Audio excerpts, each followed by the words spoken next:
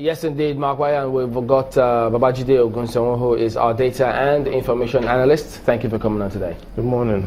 Well, we've been looking through some of the economic performance indices and some policies that they've been putting in place. We did look at the ease of doing business. But speaking about the real GDP of the country, we did see the data released by the MBS that Nigeria's real GDP growth rates contracted to 1.30% in the fourth quarter last year, Q4 of 2016, compared to minus 2.26% in the previous quarter. But you have been looking into some of these figures as it affects people out there. What did you find?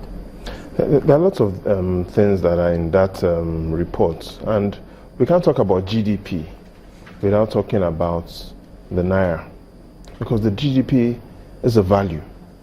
And so what is happening to the Naira today is similar to what is happening or what happens in the swimming pool. So you can relate it to what happens in the swimming pool, and I'll explain it. So there are three things that reminds me of what happens in the swimming pool. The first is the swimming pool should always be transparent, because it gives the swimmer the perception that it will be swimming in a healthy environment. In relation to business, it means investors are looking for transparent environments. The second thing that goes on in the swimming pool is that you have beginners and you have experienced swimmers.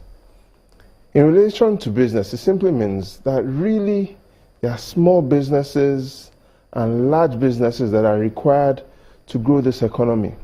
But how many of such large businesses do we have? And the evidence, for instance, as at today, is that all the advertising spend of last year, approximately 141 billion naira, was done, half of that was done by only 50 companies.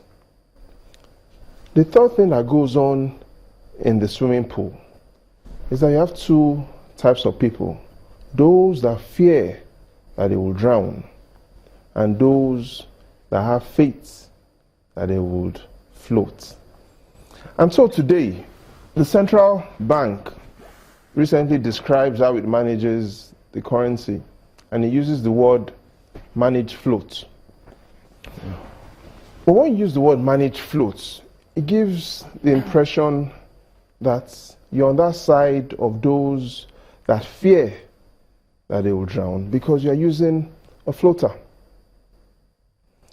The challenge with using a floater is that it creates an impression on three things. The first is it gives the impression that your currency is a toddler. The second thing is that it gives the impression that you are an inexperienced swimmer. A toddler that could sink. That could sink. And so you need a floater. The third is that it makes people, since you are using a floater, you become vulnerable to manipulation. But we should ask ourselves, is there a genuine reason why the central bank is swimming with a floater? And it's perhaps compared to the dollar, which has been used since 1914, over 10 decades ago. We need to know that the Nigerian Naira has really just been around for a little than 4 decades, only 1973. Do we discountenance the fact that floaters save lives? Yes, floaters do save lives, but we know the category of those that use floaters. The question is, should we focus on fear or should we have faith? And in all of this is that how much faith do investors have in the economy? And so last year, capital importation declined to $5.12 billion compared to what it was in 2015, over $9 billion. The narrative is that capital importation last year was the lowest in a decade since the series started. Well, we now have the results on the GDP. Okay, if I look at this top three real decline in GDP, is it floating? It does look like it's floating, Because what has happened is, out of the 46 sectors we have, 46 activity sectors, 25 sectors declined in 2016 compared to 2015. And these are the top three that led us to where we are today. In the recession. In the recession. So, crude petroleum and natural gas, real estate, food, beverage, and tobacco combined in real terms, they shrank by over 1 trillion naira. So these three sectors are where the main challenges. Now, if you look at the other sectors that are growing, they're only crop production and the telecommunication sector. Those are the two sectors that are leading growth. But we then have to now start looking at how do we want to improve and create real growth in 2017. The IMF, for instance, has said we will grow by 0.8% this year. Positive, yes. The challenge is population is growing at over 2.5%. In simple terms, there will be major concerns regarding the welfare and standard of living of people, and that's where the challenge is. But back to the gross domestic product, which a lot of Nigerians really want to understand, what does this mean for their own welfare? And it simply means that as of today, even though the economy is categorized in three broad sectors, services, agricultural, and industry, that isn't the full picture. The real picture is that there are only three sectors that contribute to almost half of what we're doing. So if you're in any of these three sectors, you're safe? Perhaps not. But if you're in any of these three sectors, you potentially can provide a lot of value to be able to stimulate growth in the economy. All right, Jide Ogunsanwo, data and information analyst. We appreciate you coming on. And but don't forget, if you can afford to use the floater, let them float to save their lives. We're back in a moment. Join us again.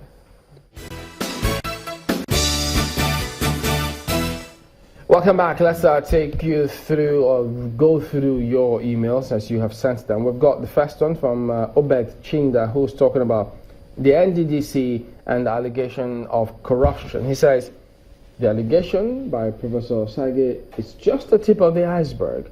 Why, you may ask? Well, he goes on to say, if you conduct a forensic audit on the accounts of NDDC from its inception to date, Nigerians will be amazed at the massive corruption going on in this commission. Well, he says, a probe of their staff will give an insight of the level of corruption going on there.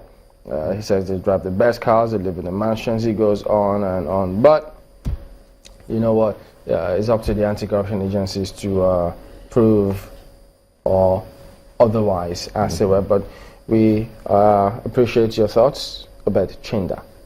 Also, we have this one coming in as well from Ogboru Omonefe, and he says, why can't the stipulated fees, charges, and the respective bank account numbers, as well as application procedures, be displayed openly all over the offices, be it at passport offices, driver's licenses, renewal offices, etc.? So he largely wants to know, why can't this be a more transparent approach towards the fight against corruption, and if that can come through. He says that such gaps will eradicate corruption easily on a daily basis, not all the rocket science of attitudinal change. And that's attributed to Omonefe Ogboru. An interesting one. Okay, so yeah, we appreciate your thoughts and comments. Just keep your emails and your tweets coming.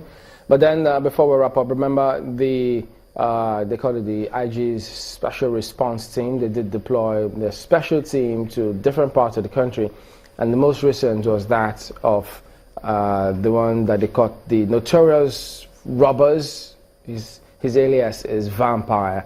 So a policeman had been on his trail for a while. You saw in the dailies today how he killed over 200 people before the police eventually caught up with him.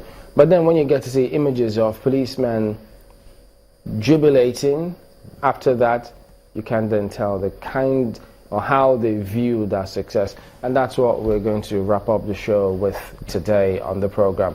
We thank you all for watching and for sending in your comments as well. We will be back next week. I'm Chamberlain Uso. Oh, many thanks indeed for being a part of Sunrise today. Have a nice day ahead. I am Gimba Umar. Thank you, Amaokbe Ogun. Goodbye. Yes, that's a good one.